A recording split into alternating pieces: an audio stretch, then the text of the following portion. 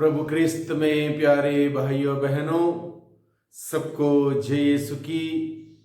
नवजीवन का संदेश इस शीर्षक के अंतर्गत प्रतिदिन का ईश्वर का जीवंत वचनों को सुनने के लिए, समझने के लिए, ग्रहण करने के लिए, उन वचनों के अनुसार जीवन बिताने की शक्ति, सामर्थ्य, कृपा, अनुग्रह मांगते हुए एक सुंदर आदर्श क्रिस्तीय जीवन बिताने की विशेष कृपा मांगने के लिए मैं आप सभी लोगों का हार्दिक स्वागत करता हूं।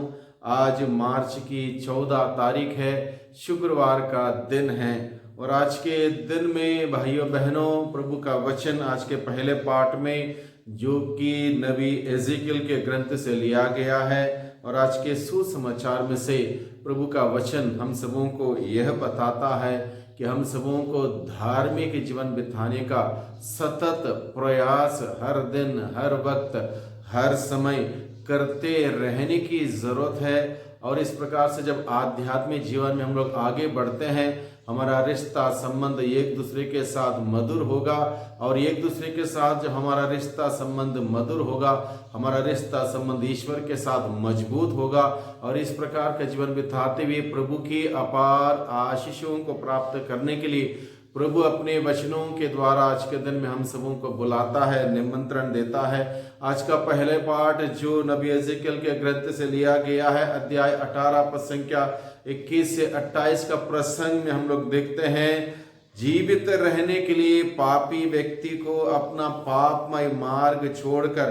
धार्मिक जीवन बिताना होगा। धार्मिक जीवन बिताने के लिए बुलावा दिया गया है और यहाँ पर बताया गया है अगर इंसान जीवित रहना चाहता है, जीवित रहने का तात्पर्य यानी कि आध्यात्मिक जीवन में जीना चाहता है, प्रभु के आनंद खुशियों में जीना चाहता है, प्रभु की बरकतों के साथ, आशीषों के साथ आगे बढ़ना चाहता है, तो इस प्रकार का जीवन चाहता है तो व्यक्ति को पापमय मार्ग छोड़कर धार्मिक जीवन बिताना होगा। यदि पापी अपना पुराना पापमय जीवन त्याग कर मेरी सब आज्ञाओं का पालन करता और धार्मिकता तथा न्याय के पथ पर चलने लगता है तो वह अवश्य जीवित रहेगा, प्रभु का वचन कहता है। यानी कि पापी व्यक्ति को पापमय मार्ग त्यागते हुए एक सुंदर धार्मिकता का जीवन का बिताने के लिए बुलावा दिया जा रहा है। भाइयों बहनों, हम सभी पापी हैं। पापमय मार्ग, सोच विचार कार्य छोड़कर पवित्र जीवन बिताने का प्रयास करें। और आगे प्रभु का वचन कहता है, यदि कोई भला मनुष्य अपनी धार्मिकता त्याग कर दुष्ट की तरह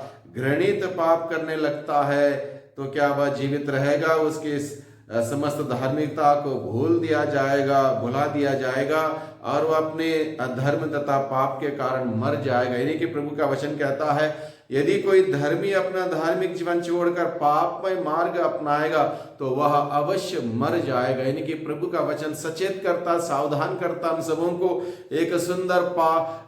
पवित्र जीवन बिताने के लिए बुलाता है। हर प्रकार के पापमय कार्यों को त्यागते हुए पवित्र जीवन के लिए हमें बुलावा दिया जा रहा है। और आज के सुसमाचार में हम लोग सुनते हैं स्वर्ग राज्य में प्रवेश करने के लिए हमें ऐसी धार्मिकता की आवश्यकता है जो शास्त्रीय और फरीजियों की धार्मिकता से गहरी हो। शास्त्रीय फरीजियों की धार्मिकता का उल्लेख इसलिए किया गया है,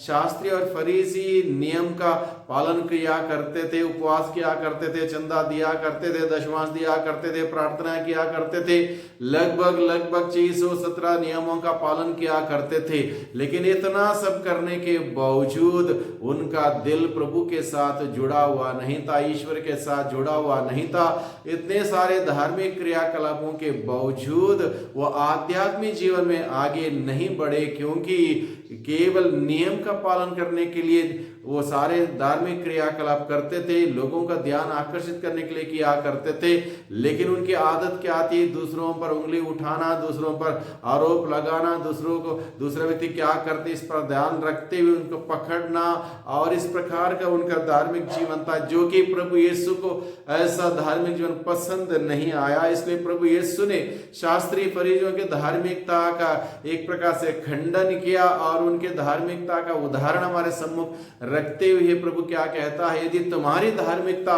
शास्त्रीय फरीसियों के भांति रहेगी तो निश्चित रूप से स्वर्ग राज्य में प्रवेश नहीं कर पाओगे। स्वर्ग राज्य में प्रवेश करना हो, हमारी धार्मिकता शास्त्रीय फरीसियों की धार्मिकता से गहरी होना आवश्यक है। यानी कि प्रार्थना करने के साथ, धार्मिक क्रियाकलापों का पालन करने के साथ उसको अपने जीवन में हकीकत में ईमानदारी से अमल करते हुए ईश्वर के साथ गहरा रिश्ता संबंध जोड़े रखते हुए एक दूसरे से प्यार मोहब्बत का रिश्ता रखते हुए एक सुंदर जीवन बिताने के लिए प्रभु अपने वचनों के द्वारा हम सबों को बुलाता है। आगे प्रभु का वचन कहता है, हमारी धार्मिकता की परिपक्वता इससे साबित होगी यदि मंदिर में भेंट चढ़ाते वक्त यदि हमें याद आए कि हमारे भाई या बहन से जिससे हमारा रिश्ता संबंध ठीक नहीं है, कुछ तो गड़बड़ी है, तो प्रभु का वचन कहता अपनी भेंट वहीं मंदिर में छोड़ो, पहले जाओ अपने भाई से बहन से रिश्ता जिससे तुम्हारा रिश्ता संबंध ठीक नहीं, वह रिश्ता संबंध ठीक करो, उसके बाद आके अपनी भेंट चढ़ाओ। इस प्रकार से प्रभु क्या कहता है, यदि हम ईश्वर के सम्मुख अपने बलिदान चढ़ाने के लिए, प्रार्थना चढ़ाने के लिए, भेंट चढ़ाने के लिए जा रहे हों और वहां पर हम अपना रिश्ता मजबूत करना चाह रहे हो, तो सबसे पहले जरूरी यह है कि हम एक दूसरे के साथ, जिसके साथ रहते हैं, बैठते हैं, उड़ते हैं, खाते हैं, पीते हैं और कार्य करते हैं, उन सबों के साथ हमारा रिश्ता संबंध मजबूत हो, मधुर हो, अटल हो, गहरा हो। और इस बात को करने के बाद ही हम अपना रिश्ता ईश्वर के साथ जोड़ सकते हैं। केवल धार्मिक क्रियाकलाप करने से हमारा रिश्ता संबंध ईश्वर के साथ नहीं जुड़ेगा। जब तक हम जिसको देखते हैं उससे प्यार नहीं कर पाएंगे, उस ईश्वर से हम प्यार नहीं कर पाएंगे जिसको हम लोग देखते हैं। इसलिए प्रभु का वचन धार्मिकता का पाठ हम सबों को पढ़ाते हैं, उन सबों को बताता है। यदि तुम मंदिर में भेंट चढ़ाने जा रहे हो और वहां तुम्हें अपने भाई बहन के खिलाफ कोई ऐसी बात याद आए, रिश्ता संबंध टूटा हुआ आपको याद आए, तो जाके अपना रिश्ता संबंध ठीक करो, बाद में आके अपने भेंट चढ़ाओ। इस प्रकार से प्रभु हम सबों का आज के दिन में समझाता है कि हमारी धार्मिकता किस प्रकार की होनी चाहिए। आगे प्रभु का वचन हम सबों को सिखाता है, अपना संबंध एक दूसरे से जोड़े रखने से ही हम ईश्वर के साथ अपना रिश्ता संबंध जोड़े रख सकते हैं। एक दूसरे के साथ हम लोग जितने घनिष्ठ रूप में जुड़े रहेंगे उतना ही हमारा रिश्ता संबंध ईश्वर के साथ प्रभावशाली होगा। ये बात प्रभु हम सबों का आज के दिन में सिखाता है। और प्रभु हमें आज के दिन में, आज के दोनों पाठों के द्वारा ये बात सिखाता है, अपना आचरण पवित्र रखें, धार्मिकता का जीवन बिताएं, जिससे कि हम सभी स्वर्ग राज्य के अधिकारी बन सकते हैं। इसलिए प्रभु हम सबों का आज के दिन में निमंत्रण देता है, बुलाता है, एक सुंदर पवित्र नेक आदर्श क्रिस्तीय जीवन प्रभु के मूल्य सिद्धांतों के अनुसार बिताएं, प्रभु के वचनों के अनुसार बिताएं, जिससे कि हम सभी लोगों के जीवन के द्वारा प्रभु की ना केवल महिमा होने पाए बल्कि प्रभु की बहुतायत की आशीष बरकत हम सभी प्राप्त करते रहें। प्रभु की वचन को सुना, उसको ग्रहण करें, उसके अनुसार जीने का प्रयास करें। सबको धन्यवाद।